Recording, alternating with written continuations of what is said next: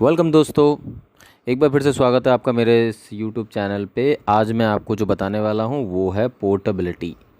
बहुत बार आपने सुना होगा कि हेल्थ इंश्योरेंस में पोर्टेबिलिटी होता है। एक्चुअल में पोर्टेबिलिटी काम कैसे करता है और उसका क्या बेनिफिट होता है ये मैं आपको बता देता हूँ। तो आपका बिल्कुल टाइम नहीं लूँगा, जल्दी जल्दी आपको बता दूँगा। लेट सपोज़ आप एक हेल्थ इंश्योरेंस पॉलिसी चला रहे हैं पिछले 3 सालों से। अगर आप उसे किसी दूसरी कंपनी में पोर्ट करते हैं और आपने कोई क्लेम नहीं किया है, आप बिल्कुल मेडिकली फिट एंड फाइन हैं और आपकी कोई भी एज हो, ज़्यादातर ये 60 से पहले हो जाता है आसानी से। अगर 60 के बाद आप करा रहे हैं तो थोड़ा मुश्किल होता है। कई कंपनी करती हैं, कई कंपनी नहीं करती।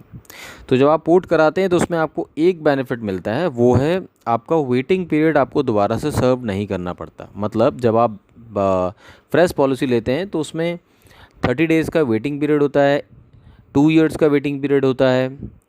तो ये वेटिंग पीरियड आप जब पोर्टेबिलिटी करते हैं और आपकी अगर पॉलिसी 2 या 2 से ज़्यादा सालों की पुरानी है तो उसमें ये वेटिंग पीरियड नहीं लगेगा।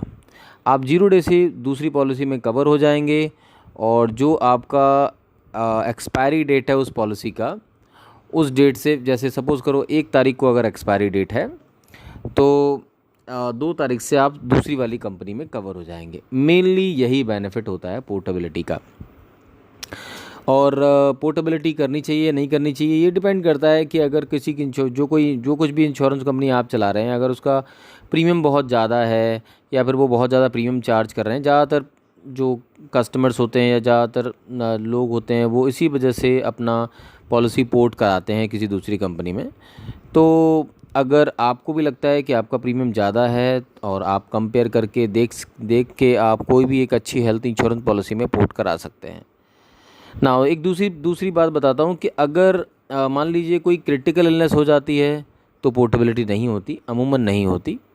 और अगर जैसे कोई डिसीज़ हो गई है और हमारी पॉलिसी 3 या 4 साल पुरानी या उससे भी ज़्यादा पुरानी है, लेकिन कोई डिसीज़ इस समय हो चुकी है और हम चाहते हैं कि हम अपनी पॉलिसी को पोर्ट कराएं, तो उसमें 2 कंडीशन होती हैं। जो 30 डेज़ का वेटिंग पीरियड होता है, जो 2 साल का वेटिंग पीरियड होता है, वो तो आपके ऊपर नहीं लगेगा। लेकिन जो प्री एग्जिस्टिंग डिसीज़ का वेटिंग पीरियड होता है, जो कि पर्सन को हो चुका है इस समय, वो कई हेल्थ इंश्योरेंस कंपनी उसमें बोलती हैं कि हम आपको 3 साल या 4 साल के बाद कवर करेंगे पर्टिकुलर वो डिसीज़ जो आपको हो चुकी है।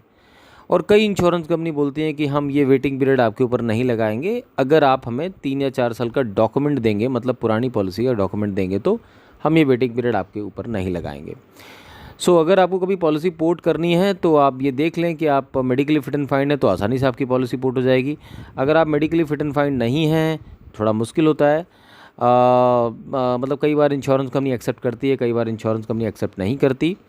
और अगर कोई क्रिटिकल इलनेस हो गई है तो फिर पोर्टेबिलिटी कराने का कोई फ़ायदा नहीं है। दूसरी पॉलिसी उसे एक्सेप्ट नहीं करती है, जल्दी नहीं करती है। और एक्सेप्शनल तो खैर हर जगह होते हैं। तो जल्दी health insurance policy critical illness में उसे कवर नहीं करती है या मना कर देती है कि हम पोर्ट नहीं करेंगे, तो आप अपनी सेम कंपनी में कंटिन्यू कर सकते हैं।